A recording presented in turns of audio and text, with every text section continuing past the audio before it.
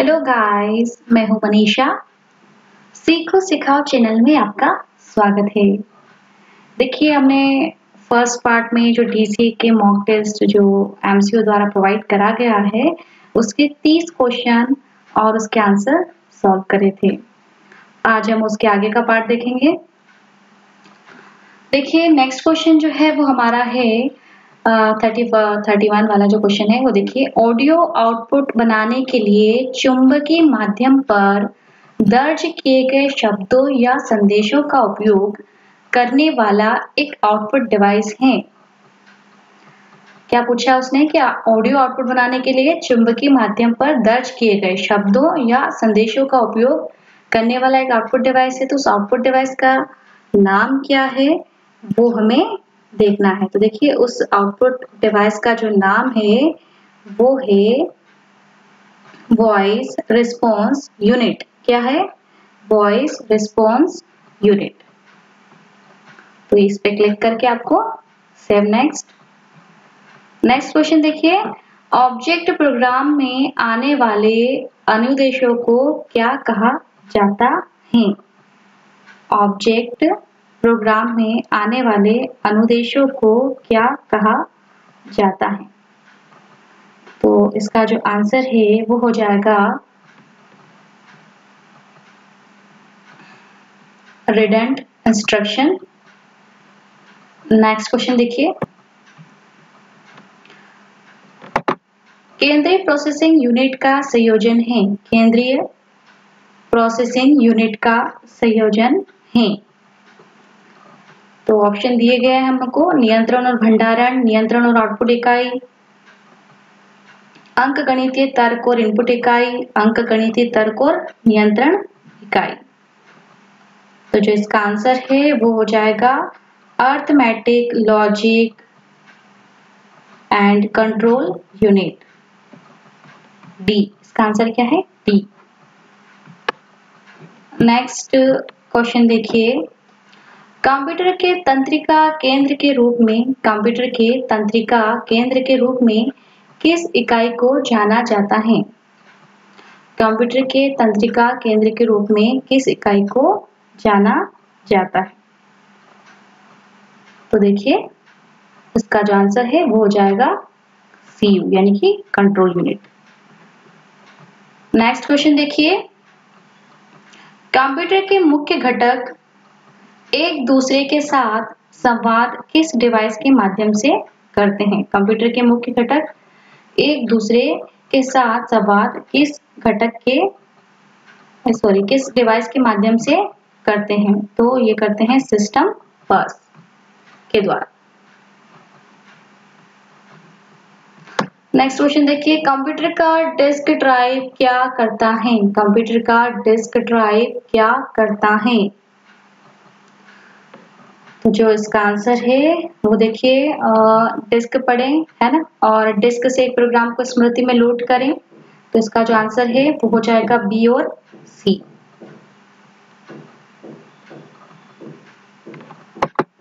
Next question पे click करें। Next हमारा क्वेश्चन है, कंप्यूटर की शब्द लंबाई को मापा जाता है। कंप्यूटर के शब्द लंबाई को मापा जाता है तो बिट्स में। 01 समझते हैं आप, 01 को बिट्स बोलते हैं और जो कंप्यूटर की भाषा बाइनरी है। ठीक है। नेक्स्ट क्वेश्चन देखिए, कंप्यूटर कीबोर्ड किस प्रकार का डिवाइस है? तो कीबोर्ड एक इनपुट डिवाइस है। नेक्स्ट क्वेश्चन देखिए, कंप्यूटर द्वारा कौन सा ऑपरेशन नहीं किया जा सकता या नहीं किया जाता? देखिए, इनपुट किया जा सकता है, प्रोसेसिंग भी की जा सकती है, नियंत्रण भी किया जा सकता है, लेकिन अंडरस्टैंडिंग जो होती है वो कंप्यूटर में नहीं होती, क्योंकि कंप्यूटर एक मशीन है तो वो अंडरस्टैंडिंग नहीं कर पाता है। नेक्स्ट क्वेश्चन देखिए, कंप्यूटर सिस्टम में प्रमुख इकाइयां शामिल हैं। कंप्यूटर सिस्टम में प्रमुख इकाइयां शामिल हैं। तो जो इसका आंसर है वो हो जाएगा input unit, output unit, control unit, processing unit and storage unit. Input, output और ठीक है, रेंडर प्रोसेसिंग और अपना जो है स्टोरेज डिवाइस। तो हमारा आंसर ये हो जाएगा। नेक्स्ट क्वेश्चन देखिए, कंप्यूटर क्या है जो आमतौर पर द्विआधारी संख्या प्रणाली में गणना और तुलना करता है? तो देखिए इसका जो आंसर है वो हो जाएगा डिजिटल कंप्यूटर, क्योंकि जो डिजिटल कंप्यूटर वही बाइनरी लैंग्वेज में काम करता है, ठीक है ना। नेक्स्ट क्वेश्चन देखिए, क्या आप बता सकते हैं कि कंप्यूटर से उसके पोर्ट के माध्यम से कौन गुजरता है? क्या आप बता सकते हैं कि कंप्यूटर से उसके पोर्ट के माध्यम से कौन गुजरता है? ठीक है, तो जो इसका आंसर है वो हो जाएगा डाटा। ठीक है, क्या हो जाएगा? डाटा। नेक्स्ट क्वेश्चन देखिए, क्यों एबीसी इलेक्ट्रोमैकेनिकल कंप्यूटर माना जाता है? क्यों एबीसी इलेक्ट्रोमैकेनिकल कंप्यूटर माना जाता है? तो इसका जो आंसर है ये हो जाएगा अपना because there are wheel drums bar to rotate and move to predict result, यानी कि क्योंकि पहियों ड्रम बारी बारी से परिणामों का निर्माण करने के लिए स्थानांतरित कर रहे हैं, ये इसका आंसर हो जाएगा।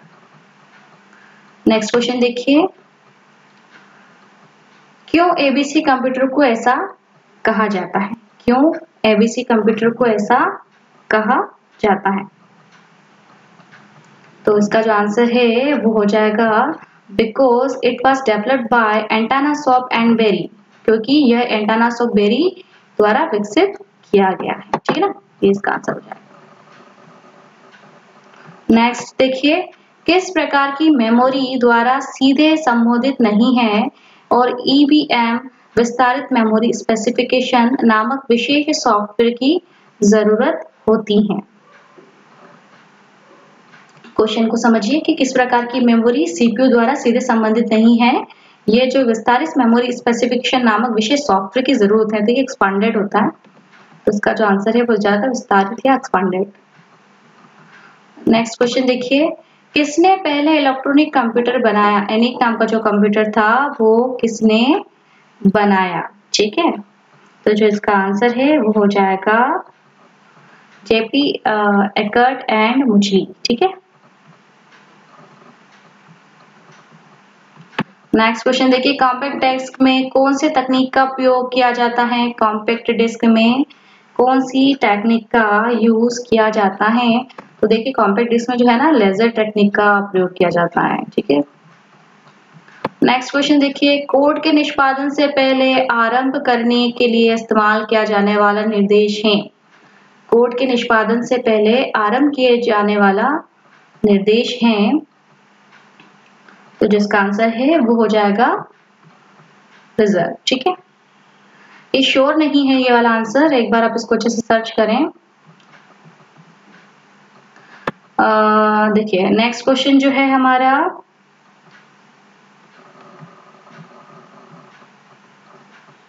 नेक्स्ट क्वेश्चन जो है हमारा वो है, कौन माइक्रो प्रोसेसर का आविष्कार किया है? कौन, किसने, यानी कि who invented the micro processor?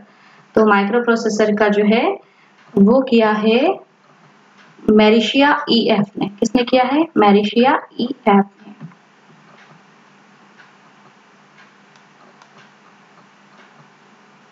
ठीक है दोस्तों, तो आज हमने आगे के क्वेश्चंस और प्रिपेयर कर रहे हैं और मैं आपको आज और भी 30 क्वेश्चन करवाऊंगी। मैंने इससे पहले जो वीडियो है उसमें भी मैंने आपको 30 क्वेश्चन प्रिपेयर करवाए हैं, तो लगभग इसके 3 पार्ट हो जाएंगे हमारे।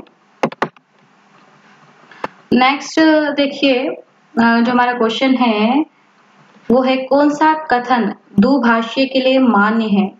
दुभाषी के लिए मान्य यानी कि इंटरप्रेटर के लिए है। तो देखिए इसका जो आंसर है ये हो जाएगा कि यह एक समय में एक अनुदेश का अनुवाद करता है। देखिए जो कंपाइलर होता है वो पूरे प्रोग्राम को एक साथ ट्रांसलेट करता है, लेकिन जो हमारा इंटरप्रेटर होता है वो 1 बाय 1 यानी एक के बाद एक निर्देश को ट्रांसलेट करता है, ठीक है। तो इसका आंसर हो जाएगा एक समय में एक अनुदेश का अनुवाद करना, ठीक है। तो ये हमारा आंसर हो गया है। इसके बाद जो हमारा नेक्स्ट क्वेश्चन है वो देखते हैं, कौन सा कंप्यूटर वर्गीकरण नहीं है। देखिए तो मेन फ्रेम वर्गीकरण में आ गया है, मिनी भी आ गया है, नोटबुक भी आ गया है, तो जो इसका आंसर है वो हो जाएगा अधिकतम फ्रेम, यानी कि इस टाइप का कोई वर्गीकरण नहीं होता है, मैक्स फ्रेम टाइप का। ठीक है, नेक्स्ट क्वेश्चन देखिए, कौन सी इकाई को स्थायी रूप से डाटा रखता है, which unit holds data permanently.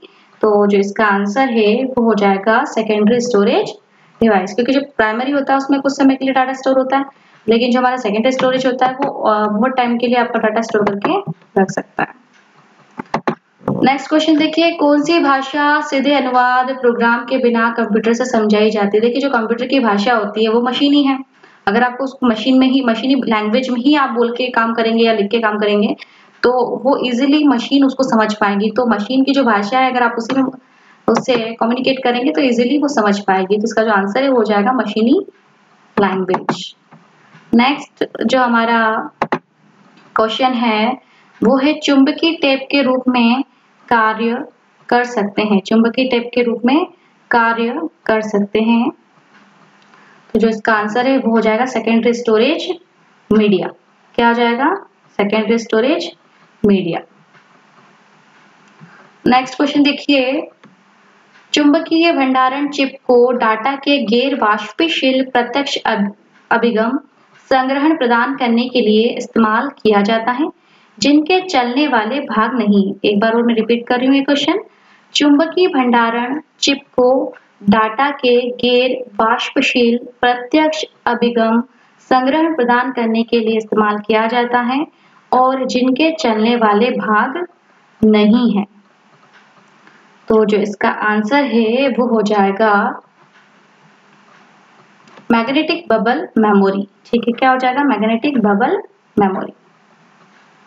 Next question देखिए, जॉन नेपियर ने लघु कणक विकास किया, when did John Napier develop algorithm. ठीक है, तो जो इसका लोगोरिथम, तो इसका जो आंसर है वो है 1614।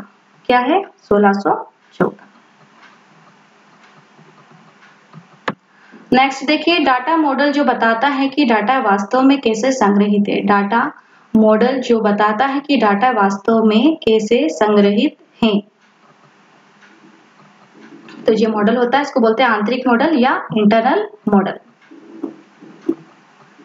नेक्स्ट देखिए, डिस्क से पहले डाटा को संग्रहित करने के लिए इस्तेमाल किया जा सकता है, यह होना चाहिए। डिस्क से पहले डाटा को संग्रहित करने के लिए इस्तेमाल किया जा सकता है, यह होना चाहिए।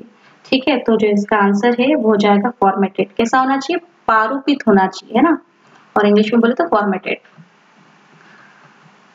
देखिए लास्ट क्वेश्चन देखते हैं हम इस वीडियो का, दुनिया का पहला माइक्रो कंप्यूटर कौन सा था और इसे कब शुरू किया गया। दुनिया का सबसे पहला माइक्रो कंप्यूटर कौन सा था और इसे कब शुरू किया गया। तो इसका जो आंसर है वो है PDP-I 1958। देखिए आज हमने 30 क्वेश्चन और प्रिपेयर करे हैं। ये जो क्वेश्चन है इनको भी आप देखिए, बाकी जो बचे हुए क्वेश्चन हैं 40 क्वेश्चन बचे हुए हैं, क्योंकि ये आपका 100 का है।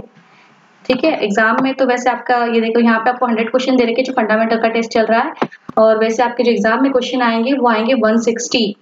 कितने आएंगे, 160। ठीक है, तो मिलते हैं हम नेक्स्ट वीडियो में। अगर आपको मेरा वीडियो पसंद आता है तो प्लीज सब्सक्राइब करिए, लाइक करिए, शेयर करिए और मेरे वीडियो को इसी तरह देखते रहिए। Thank you guys.